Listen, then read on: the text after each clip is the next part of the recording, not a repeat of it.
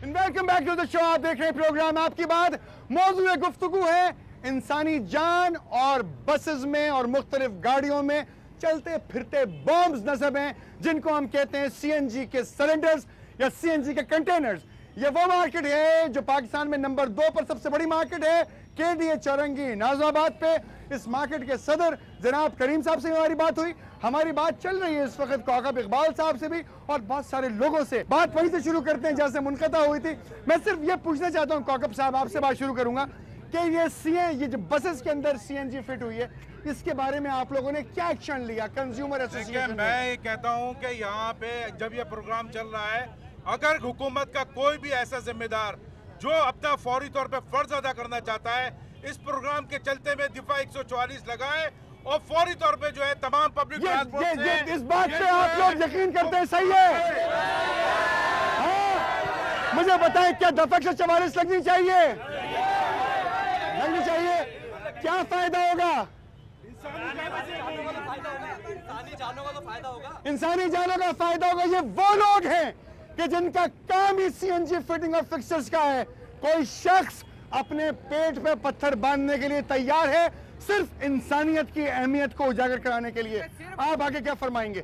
मैं ये कहता हूँ कि जनाब सबसे पहले तो इंसानी जाने, फिर उसके बाद जो हुकूमत ने पाबंदी लगाई है सीएनजी के ऊपर, उसकी भी मैं मजम्मत करता हूँ, क्योंकि अरबों रुपए की इन्वेस्टमेंट जो है ये कंज्यूमर्स कर चुके हैं अपनी कारों में और प्राइवेट ट्रांसपोर्ट में लगा के। अब जो है वो सिलेंडर की कास्टें बढ़ गई हैं, क्योंकि यहाँ पे जब ये लोकल मैन्युफैक्चर के लिए कहते हैं, एक इटालियन कंपनी ने अरबों रुपए की यहाँ पे इन्वेस्टमेंट की हुई है। उसके बाद सर्फिंग ने जो है 35 लाख गाड़ियों में जो है अब इसको कन्वर्ट करके कहते हैं कि साहब मैं आपको एक और बात बताना चलूं कि वो कहते हैं कि जी एलपीजी लगेगी।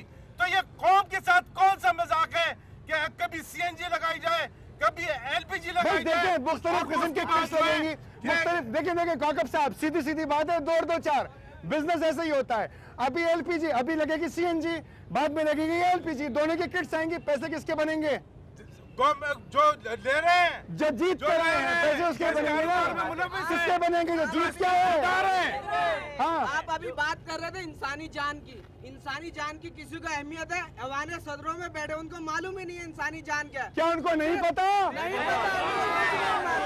इंसानी जान इम्पोर्टेंट नहीं है क्या? ये तमाम वो लोग हैं कि आप जिनके पास अपनी गाड़ियां लेके जाते हैं और मैकेनिक से कहते हैं बेटा इस गाड़ी की जरा टेस्टिंग कर लो, ये गैस सही काम कर रही है या नहीं काम कर रही। इस आदमी ने, मेरा जाती ख्याल ये है कि किसी यूनिवर्सिटी से, हार्वर्ड से जाके ग्रेजुएशन नहीं की होगी, लेकिन इस शख्स को इंसानी जान की वैल्यू पता है। वो लोग जो अपने नाम के आगे बहुत बड़ी बड़ी यूनिवर्सिटी की डिग्रीज के नाम लिखते हैं, उनको ये बात सोचनी चाहिए कि एक शख्स जो ये बात कर सकता है जिसे इंसानी जान की फिक्र है, तो आपको क्यों नहीं हो सकती? कराची से लेके खैबर तक तमाम पाकिस्तानियों का मसला है ये। अगर सीएनजी के मसाइल हल नहीं किए गए तो शायद आने वाले दिन में किसी भी गाड़ी के अंदर ब्लास्ट हो सकता है। और बात यहाँ पर आ चुकी है, ये पब्लिक ट्रांसपोर्ट का क्या नतीजा कार निकलेगा? देखिए पब्लिक ट्रांसपोर्ट में जो है इसकी जो फिटनेस नहीं हो रही, इसके ऊपर जो है जब ये एक पैसा जो है वो डीजल के हिसाब में चार्ज करते हैं आम पब्लिक से, और सीएनजी किटें लगाई हुई हैं, और उसके साथ साथ सीएनजी चले वो भी सारिफ जो है भुगतने के लिए तैयार है।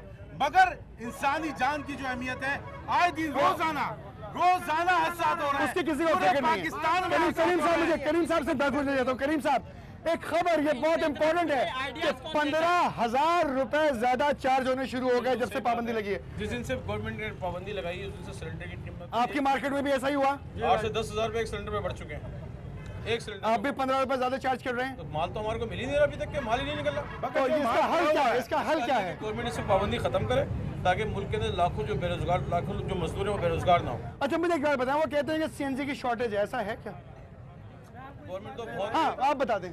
आप मुझे बताएं कि इंडिया में आज तक घर के अंदर सिलेंडर यूज हो रहे हैं, सही है, और उस मुल्क में गैस नहीं है। इस मुल्क के अंदर अल्लाह ने इतनी कुदरत से गैस दी हुई है, उसमें ये जो बैठे, मगर भाई हमारी गैस तो इंडस्ट्रीज को मिलनी चाहिए थी या नहीं?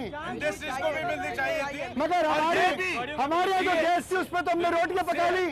सीएनजी देखें यहाँ पर जब ये सीएनजी का स्टार्ट हुआ था प्रोजेक्ट, तो उस वक्त ये बताया गया था सार्फिन को कि 500 साल का कोटा हमारे पास है। 500 साल का कोटा हमारे पास मौजूद है। और ये 500 साल का कोटा कैसे एकदम खत्म हो गया? कैसे ये जो है लोड शेडिंग शुरू हो ये गई? कहाँ से आया ये था दोनों बयान? दिन जो है ये बयान किसने दिया था कौकब ये साहब? जनाब ये गवर्नमेंट का ये स्टेटमेंट है।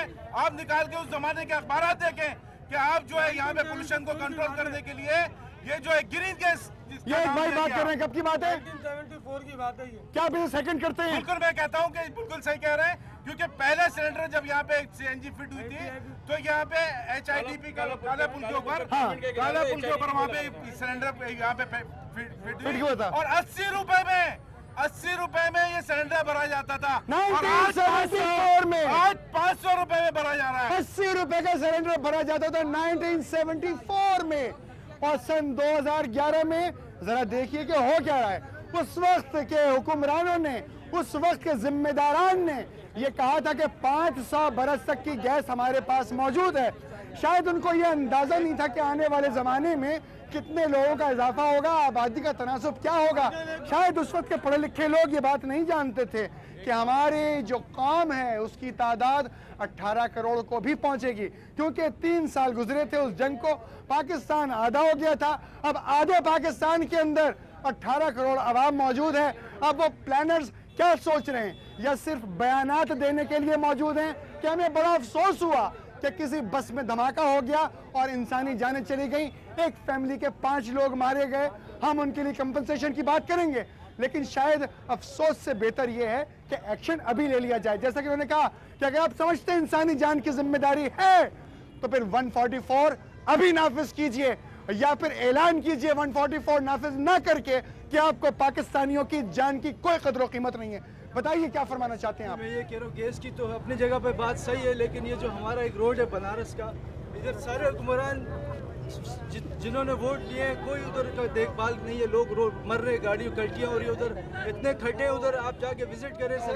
बात ये जी मैं करना चाहता हूँ कि ऑयल मार्केटिंग कंपनीज ये अपना प्रॉफिट जो है, ये सीएनजी स्टेशन जो प्राइवेट लगे हुए हैं, यहाँ पे आपने देखा होगा कराची में, लाहौर में और जगह जगह जो है पूरे मुल्क के अंदर जो प्राइवेट स्टेशन लगे हुए हैं वो सीएनजी कम रेट में दे रहे हैं। और जहाँ पे जैसे मुख्तलिफ ऑयल मार्केटिंग कंपनियों के स्टेशन हैं, ये 4 रुपए और 8 रुपए अपने वो प्रॉफिट आके ले लेते हैं, फ्रेंचाइज के उनसे पैसे ले रहे हैं, जिसकी वजह से सार्फिन की जेबों पे अच्छा बहुत बढ़ रहा है। साहब, तो जो आपने 65 सार्फिन के रुपए लिए में 60 रुपए में कोई साहब, एक सवाल, आपने सार्फिन के लिए बहुत काम किया, आप बता सकते हैं आज तक आपको नतीजा मिला?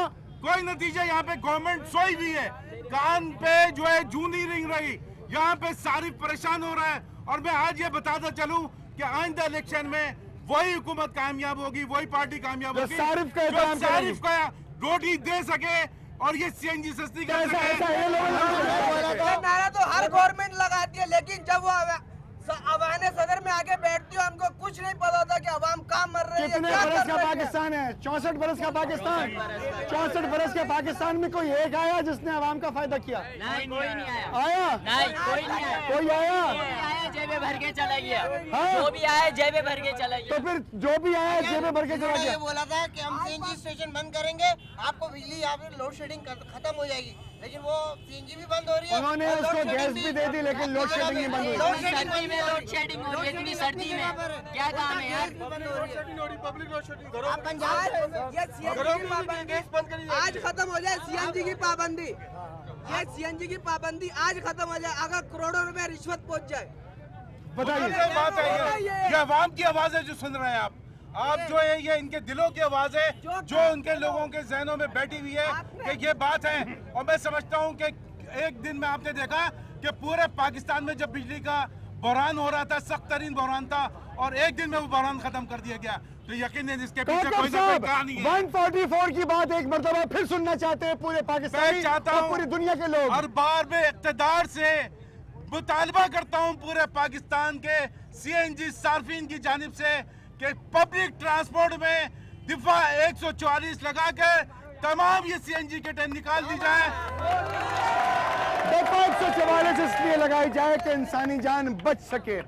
आपने प्रोग्राम देखा क्योंकि ये बात की जा रही है आपकी बात, और आपकी बात बहुत इंपॉर्टेंट है और ये आपकी सेफ्टी की बात है। अगर आप चाहते हैं की जाए आपकी बात तो लिख भेजिए KBH-Samaj.tv पर, या फिर ज्वाइन करें फेसबुक पे। आपकी बात जरूर की जाएगी। आपकी बात में हमेशा आप तमाम हजरात वेलकम है। हमें इजाजत दीजिए। अल्लाह हाफिज।